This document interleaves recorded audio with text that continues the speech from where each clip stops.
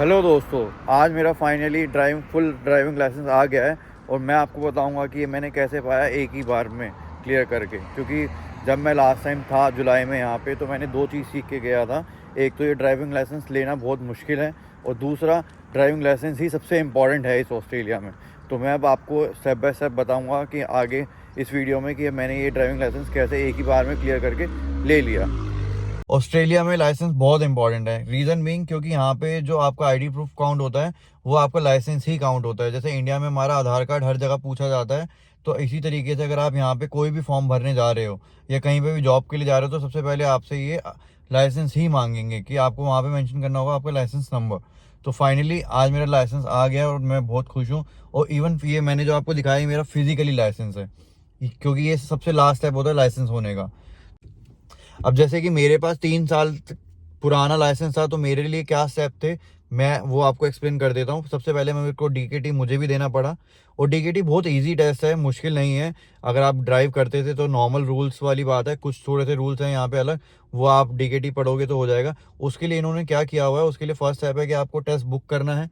वो $50 के समथिंग का होता है, वो आपको बुक करना है। बुक करने के बाद आपको अकॉर्डिंग टू द जो वहाँ पे टेस्ट होता है NSW, मैं लाइक सिडनी में रहता हूँ तो मेरे यहाँ पे NSW है। NSW इज़ लाइक आपको कुछ भी, हम जैसे इंडिया में MCD बोलते थे, या मैं पश्चिम में रहता था तो जनकपुरी अथॉरिटी बोलते थे ना, कि जितना भी आपका रोड का कुछ भी होता है तो वो सारा उन जगहों पे होता है। यहाँ पे इन सब चीज़ों का एक ही है, वो है NSW। कि अगर आपको कुछ भी करना है तो सारा का सारा कुछ आपको NSW से ही जाके होगा। तो अब NSW में आपने सबसे पहले DKT फिल करने के बाद आपको उसकी अपॉइंटमेंट मिलेगी कि आपका इस डेट को इस टाइम पे टेस्ट है। तो वो टेस्ट से आपको आधा घंटा पहले जाना है, क्योंकि वो आपका उस दिन भी आपका लाइसेंस वेरीफाई करेंगे। तो आपको अपने डॉक्यूमेंट्स लेके आधे घंटे पहले वहाँ पहुँचना है। और आपके डॉक्यूमेंटेशन में आपका एक दो प्रूफ चाहिए होते हैं। पहला एक आपका पासपोर्ट, दूसरा आपका कोई भी प्रूफ। तो मैंने जो दिया था, मैंने यहाँ का बैंक अकाउंट दिया था, कि मेरा सेकंड प्रूफ बैंक अकाउंट लगा था। ठीक है, उसके बाद आपने टेस्ट बुक कर दिया। टेस्ट बुक करने के बाद आप टेस्ट देने आए। टेस्ट के लिए आपके पास प्लस पॉइंट क्या है, यहाँ पे आपको NSW की साइट पे एक प्रैक्टिस टेस्ट मिलता है, जो 92 या 93 पेजेस की PDF है, वो आप पढ़ो। प्लस साइमल्टेनियसली आपके पास एक और चीज़ है कि यहाँ पे इन्हीं की साइट पे आपके पास ट्रायल टेस्ट भी है, कि आप ट्रायल टेस्ट देते रहो देते रहो देते रहो। मैं मतलब जब मैंने बुक किया था, वो जिस दिन तक मेरा था, तो मेरा रोज का टारगेट था कि मैं रोज 2 बार सुबह 2 बार शाम को वो दूँ कैसे भी करके। तो स्टार्टिंग में तो मैं फेल हो रहा था, पर 5-6 दिन बाद मैं पास होना स्टार्ट हो गया था। फिर पास होने के बाद ये होता था, कभी 2 आंसर गलत है, कभी एक आंसर गलत है। फिर करते करते जब मैं टेस्ट के पास तक आया था, तो ऐसा हो गया था कि मेरा एक भी आंसर गलत आना बंद हो गया था। और इवन जब जिस दिन मेरा टेस्ट हुआ, मतलब टेस्ट में आपको कोई भी टाइम बाउंडेशन नहीं है कि आप इतनी टाइम तक ही आपको क्लियर करना है। मैंने 10 मिनट के अंदर 40 क्वेश्चनों का आंसर दे दिया था। और आपको वहाँ पे ये भी प्लस पॉइंट होता है कि आपको कोई भी टाइम की, पूरे टेस्ट की भी टाइम की बाउंडेशन नहीं है, और ना आपको पर्टिकुलर किसी आंसर देने की टाइम की बाउंडेशन है। पर मैंने जिससे फॉर्म फिल करवाया था, वो भी शॉक्ड हो गई थी कि आपने 10 मिनट में ही पूरा आंसर खत्म भी दे दिया, और मेरा एक भी आंसर गलत नहीं था by any chance, thank you God. फिर उसके बाद फर्स्ट स्टेप ये हुआ। उसके बाद आप आइदर उसी दिन बुक करवा सकते हो या कभी भी बुक करवा सकते हो। दो ऑप्शन है, वो आप ऑनलाइन भी बुक कर सकते हो और NSW की ऑफिस में भी जाके भी बुक करवा सकते हो driving test. It is the main part for the licence. अगर आप कभी भी लाइसेंस बनवा रहे हो तो ये बहुत मुश्किल है, क्योंकि जब मैं लास्ट टाइम यहाँ था तो मैंने, सभी इंडियंस यहाँ क्या बोलते हैं कि आप फेल हो जाओगे तो आप गाड़ी ही नहीं चला सकते। ये फैक्ट है, आप गाड़ी नहीं चला सकते। इवन अगर आपने टेस्ट देने गए और आप फेल हो गए, तो आप अपनी गाड़ी भी नहीं वापस लेके आ सकते, जबकि आपके पास इंडियन लाइसेंस भी है तब भी, कि आप फेल हो गए। तो उसका ऑल्टरनेट क्या होता है, या उसका सही सिचुएशन क्या है? वो सही सिचुएशन ये है, अगर आप फेल हुए तो वो कौन से रूल आपने ब्रेक किया। अगर आपने कोई ऐसा ही रूल ब्रेक कर दिया कि आपने पेडेस्ट्रियन वालों को आपने स्पेस नहीं दिया, या आपने कोई रेड लाइट क्रॉस करी, कि आपने ऐसा रूल को ब्रेक किया है, तो आप टोटल होता है कि आप गाड़ी ही नहीं चला सकते। अदरवाइज ये है, आप 1 या 2 हफ्ते बाद दोबारा टेस्ट दे सकते हो। आप उस बीच तक गाड़ी नहीं चला सकते। पर ऐसा नहीं है कि आप कभी ही गाड़ी नहीं चला सकते। क्योंकि जब मैं यहाँ ऑस्ट्रेलिया में लास्ट टाइम था, तो मैं सभी इंडियंस ने बहुत बोलते थे कि हाँ, हमने इसलिए लाइसेंस नहीं बनवाया कि अगर हम फेल हो गए तो हम इंडियन लाइसेंस पे भी गाड़ी नहीं चला पाएंगे। नहीं, पर एक्चुअल सिचुएशन ये है, आप फेल हो जाते हो तो सिचुएशन क्या है। अगर आपकी बहुत वर्स्ट सिचुएशन में आपने रूल फेल मतलब आपने रूल तोड़ा है तो आप नहीं चला पाओगे। अदरवाइज आप 1 हफ्ते बाद दोबारा वो टेस्ट दे सकते हो, ड्राइविंग टेस्ट। ठीक है, तो ये हो गया। अब दूसरा क्या है, अब उसके लिए मैंने जो किया था, मैंने जैसे ही मैंने दूसरा टेस्ट बुक किया तो मैं ऑनलाइन वीडियोस देखता था कि हाँ यहाँ पे कैसे कैसे रूल्स हैं, कैसे कैसे ड्राइविंग देनी है, वो करता था। प्लस जब मेरा ड्राइविंग टेस्ट था उससे 3 से 4 दिन पहले मैंने 2 लेसन लिए। लेसन मतलब होता है कि यहाँ पे बहुत सारे ड्राइविंग इंस्टीट्यूट हैं जिनसे आप ले सकते हो, हर ही कैटेगरी के हैं। मतलब मैं इंडियन से लिया क्योंकि मुझे कंफर्ट जोन इंडियन से आता है, मुझे नहीं आता ऑस्ट्रेलियन से, या मुझे अंग्रेज से नहीं कंफर्ट जोन आता। इसलिए मैंने इंडियन से लिया कि हाँ वो मुझे अच्छे से समझा पाएगा और मैं उसको अच्छे से समझ पाऊंगा। तो फिर उस मैंने 2 लेसन लिए उनसे, और वो भी इवन शौक थे जब मैं उनसे पहले लेसन लेने गया कि हाँ तुम्हें इतनी चीज़ें कैसे पता है। तो मैंने उनको भी यही बोला, मैंने कहा भैया मेरे को इसलिए पता है क्योंकि मैं रोज़ यूट्यूब पे वीडियोस देखता था कि क्या क्या आपके रूल्स हैं। यहाँ बेसिकली आपका जब ड्राइविंग टेस्ट होता है ना, वो बहुत मुश्किल इसलिए माना जाता है क्योंकि वो आपका हर एक स्टेप को काउंट कर रहे हैं, वो आप ठीक कर रहे हो, गलत कर रहे हो, कुछ भी। तो इसलिए वो हर एक चीज़ है। वो आपको 45 मिनट्स की ड्राइव होती है जिसके अंदर आपको पार्किंग करना सिखाएंगे आपको। और मेन यहाँ पे जो मेरे को पता चला वो होता है शोल्डर चेक। अब शोल्डर चेक क्या है, हमने इंडिया में कभी ये वर्ड सुना ही नहीं। अगर हमें कभी लेफ्ट लेन लेनी है, कभी राइट लेन लेनी है, कभी लेफ्ट लेन लेनी है, तो हम क्या करेंगे, इंडिकेटर देंगे या साइड मिरर से देखेंगे और हम लेन चेंज कर लेंगे। बेसिकली यही करते थे हम इंडिया में, है ना। पर यहाँ पे शोल्डर चेक बहुत मस्त है क्योंकि यहाँ पे ब्लाइंड स्पॉट को बहुत इंपॉर्टेंस दी गई है। तो आपको कभी भी अगर लेन चेंज करनी है तो शोल्डर चेक करना है, तो उसके लिए आपको स्टेप हैं कि आपको सबसे पहले इंडिकेटर देना है। इंडिकेटर देने के बाद आपको ऐसे शोल्डर चेक भी करना ही करना है क्योंकि ये वाला जो पोर्शन है इससे आपकी गाड़ी का ब्लाइंड स्पॉट कवर होता है। और प्लस आपको साथ वाली गाड़ी नहीं दिखेगी, ये मुझे रियलाइज हुआ, ये फैक्ट है। कभी आप अब अपनी भी गाड़ी चलाते हुए देखना कि आप जो मिरर में देख रहे हो, मिरर में आपको बिल्कुल साथ जो गाड़ी चल रही है वो कभी नहीं दिखती, आपको पीछे वाली गाड़ी दिखेगी, आपको कभी भी साथ वाली नहीं दिखेगी। तो इसलिए यहाँ पे शोल्डर चेक को बहुत ज़्यादा इंपॉर्टेंस दी गई है।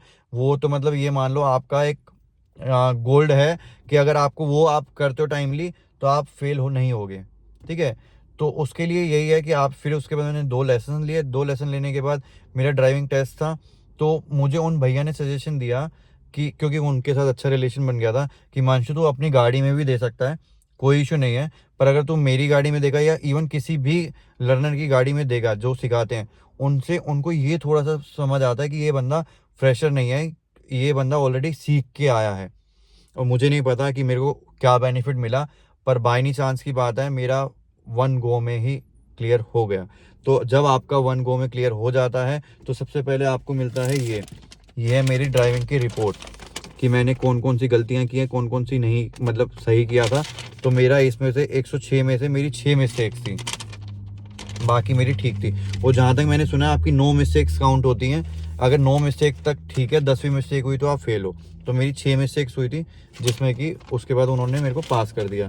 फिर उसके बाद आपको सेम डे में आपसे ये पूछा जाता है कि आपको 1 साल का चाहिए, 3 साल का चाहिए, 5 साल का चाहिए, 10 साल का चाहिए।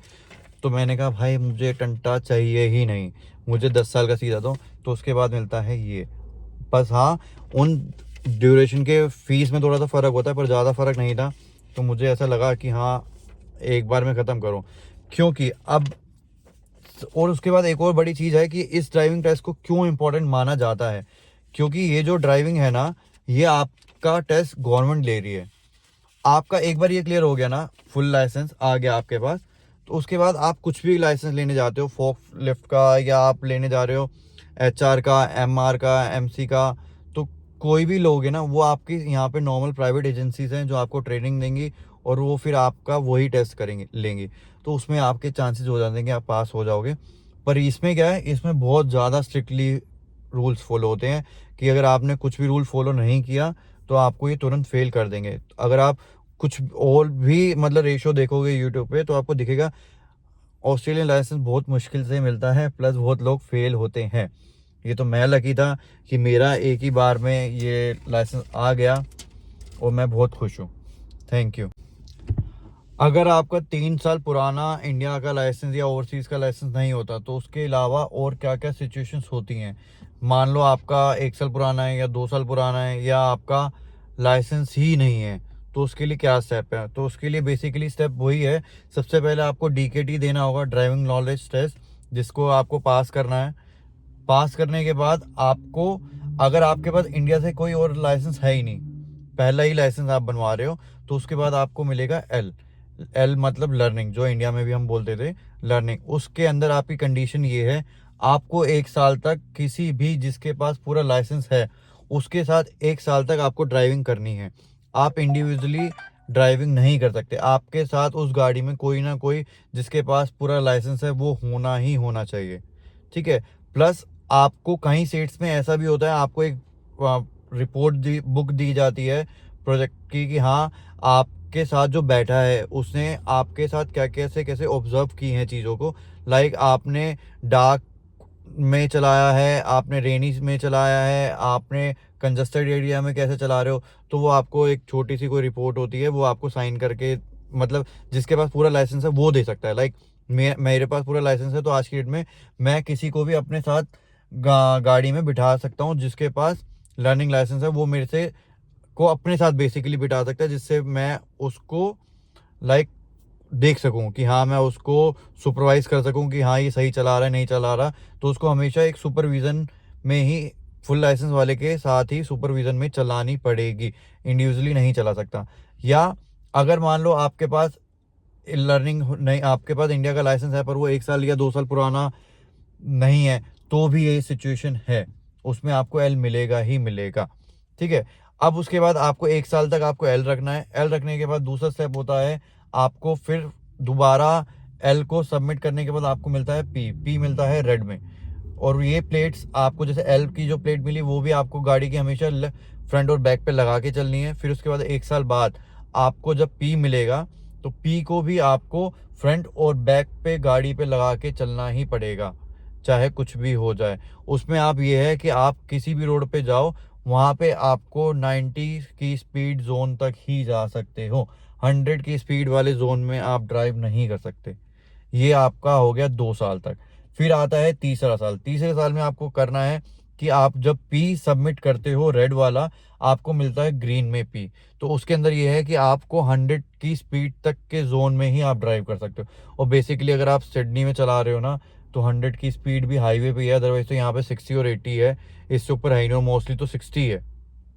तो इसलिए ऐसी कोई टेंशन है नहीं, मेन तो है कि लाइसेंस मिल जाए, है ना, और कुछ नहीं है। और बाई एनी चांस की बात है कि मेरे पास तो पूरा लाइसेंस आ गया, तो मेरे पास ऐसी कोई कंडीशन नहीं लगी हुई कि चाहे वो पूरे पे, मतलब मैं कहीं पे भी ड्राइव कर सकता हूँ किसी भी जोन में।